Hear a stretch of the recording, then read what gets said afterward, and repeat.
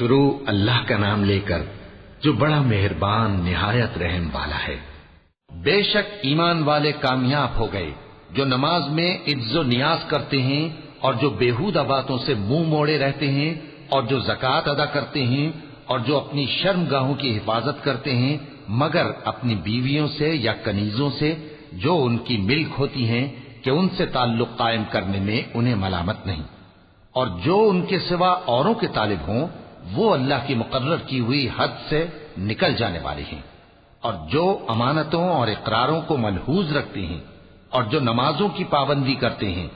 یہی لوگ میراث حاصل کرنے والے ہیں، یعنی جنت الفردوس کے وارث بنیں گے، وہ اس میں ہمیشہ رہیں گے۔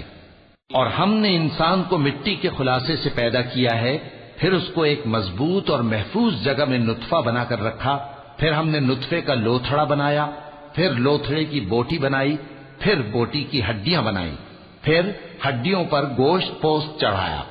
پھر اس کو نئی صورت میں بنا دیا۔ سو بڑا برکت والا ہے اللہ جو سب سے اچھا بنانے والا ہے۔ پھر اس کے بعد تم مر جاتے ہو، پھر قیامت کے روز اٹھا کھڑے کیے جاؤ گے،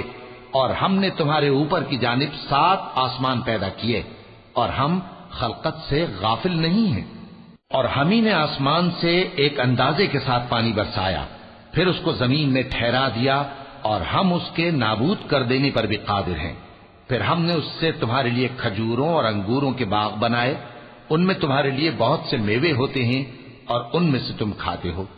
اور وہ درخت بھی ہم ہی نے پیدا کیا جو طور سینا کے دامن میں ہوتا ہے، یعنی زیتون کا درخت کہ کھانے کے لیے روغن اور سالن لیے ہوئے اگتا ہے، اور تمہارے لیے چوپایوں میں بھی عبرت ہے کہ جو ان کے پیٹوں میں ہے اس سے ہم تمہیں دودھ پلاتے ہیں، اور تمہارے لیے ان میں اور بھی بہت سے فائدے ہیں، اور بعض کو تم کھاتے بھی ہو، اور ان پر اور کشتیوں پر تم سواری بھی کرتے ہو۔ اور ہم نے نوح کو ان کی قوم کی طرف بھیجا تو انہوں نے ان سے کہا کہ اے قوم، اللہ ہی کی عبادت کرو، اس کے سوا تمہارا کوئی معبود نہیں، تو کیا تم ڈرتے نہیں؟ اس پر ان کی قوم کے سردار جو کافر تھے کہنے لگے کہ یہ تو تم ہی جیسا آدمی ہے، تم پر بڑائی حاصل کرنی چاہتا ہے، اور اگر اللہ چاہتا تو فرشتے اتار دیتا۔ ہم نے اپنے اگلے باپ دادا میں تو یہ بات کبھی سنی نہیں،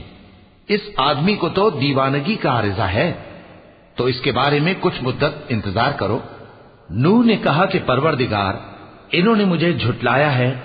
تو میری مدد کر۔